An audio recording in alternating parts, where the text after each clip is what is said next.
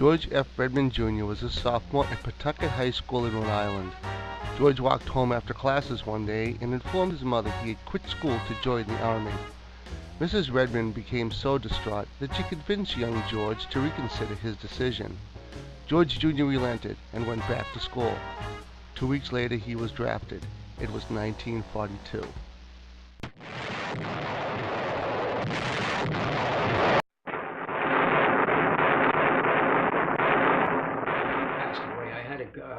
I was always known as George F. Redmond Jr. George F. Redmond Jr. And what division were you in? 88th. The 88th Yep. Division. 88th Infantry Division, yep. Okay. And what years did you serve? 1942 to 1944. I went to Devens, Fort Devens. Okay. I went to Devens and we got on a train and we went to Muskogee, Oklahoma. That's where you trained? That's where we took our basic training. Now, did you volunteer or were you drafted? No, I was drafted. Drafted. Yeah. I quit school. I quit school in my sophomore year, in the 7th grade, and because I wanted to go. Hitler was on the rampage. He invaded Poland, Czechoslovakia, Yugoslovakia, and I said, geez, I want to get in the service that I like instead of them putting me in. My father was in the infantry in World War I. He had a small pension. It's my division, 88th Infantry Division. Barry, I like to tell a story. This medal is a Marksman's medal. Before we went overseas, we had to take target practice. The wind has a lot to do when you fire a gun. You have to adjust the wind accordingly on the sight. And I couldn't miss. I got that medal there. Wow. It's a Marksman's medal. It's better than a sharpshooter. Oh, wow. Now this here, but of course this I had through my back. I got an 8-inch scar. The VA, the disabled veterans, called me in one day and they went through, they examined me and they said, you had 3 bullet holes instead of 2. You was misdiagnosed when you were discharged from the Army. And I ended up in Rome General Hospital I was in the Italian campaign. We walked into Rome, we couldn't find a German. We had Kesselring. He was a German general, and he was Hitler's #1 general. He was a fighter. Kesselring. Does that sound familiar to you? Absolutely. Oh. And so anyway, we pushed him 150 miles in 30 days. And I said to the guys when we walked into Rome, the women were coming out with bouquets of flowers. The men were coming out with the vino, the big bottles of wine. Yeah. And I says, fellas, we're going to celebrate. The captain heard me. He says, we're not celebrating. We got them on the run. Keep them going. Wow. He says, and we may go home tonight. Wow. So anyway, who was your commanding general? Mark Clark, 5th Army. We were in the 5th Army. And so anyway, when I got hit, the night before I got wounded, we took a farmhouse. You know, I was standing on the Apennine Mountains. Would you believe that? Because the Germans said that we were lazy. We'll come straight up the highways. And our commanders said, we're not coming straight up the highways because they're zeroed in with their guns. We're going to go around and surround it.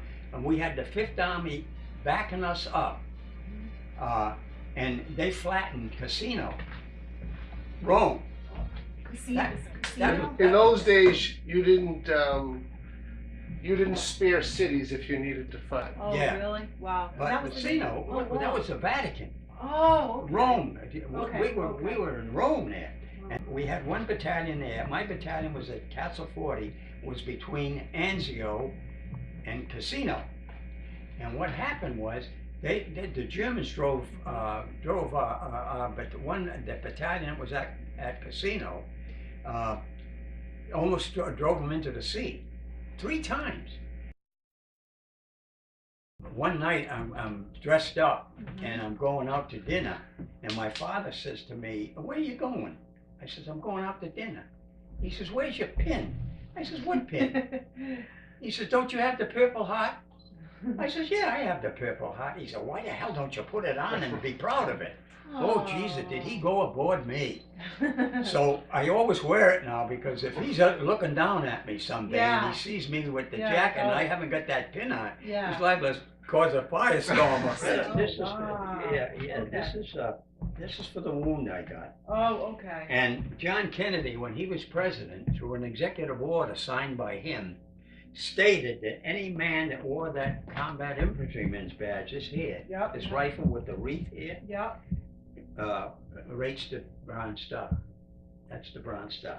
Now down here I got 2 battle stars. The day before we went in this. It was no, there was 3 units. Mediterranean, African, Mediterranean, Middle Eastern, and it earned me 2 battle stars. How I come to get hit? My lieutenant was sitting in the doorway. See, the night before we took 22 Germans out of that farmhouse, and they sent them back and put them in, in the guardhouse. And so what happened was, when I crossed the alleyway, they were zeroed in that alleyway, and I wanted to. That next morning, I got a little sleep the night before. I dozed off in the farmhouse, and it was all quiet. And when I woke up, I said, I got to go over and see how my gunner is on the right flank. And anytime we stop and set up our guns, we have to sight 600 yards of open space where nothing will cut our fire, will block our fire, line of fire. So I got over there, and the fellows were all right. I come back, and the lieutenant started talking to me, and I'm standing looking at him, and the German, there was a haystack about 100 yards out, and that's what got me. That's what hit me. They let it. Well, they told us when we were training in the States, they said if you ever see a haystack, there'll be a German machine gun emplacement in the base of that stack. So anyway, that's what got me. And Joe Simon was a kid. He since passed away, I heard. And he says to me, "I'm coming out to get you, George." I says, "Don't you dare." I says, "You'll stay there. I'm going to crawl up even with the door, and then I'm going to lunge in." And I was wringing wet. My back was wringing wet with blood. And the aide man that patched me up, I says, "Geez," I said, get my boot off, my GI boot, my foot and my shoe." And I says, my foot's burning because the bullet went right through. And I was lucky. If it had hit the bone, I'd have lost the foot. The doctor said, "You're a lucky fella." I'm a little surprised about what you said earlier to come down the mountain road because the Americans were so lazy. But yet, had you not just marched across Europe, how lazy can you be? Oh, yeah. Yeah, we did. And kicking butt but the whole way. But that's what they said. Straight up the highways. Oh, they were tickled. They were tickled, all right. Well, I'll tell you, the German soldiers they were tall. They were over 6 feet. Most of them were.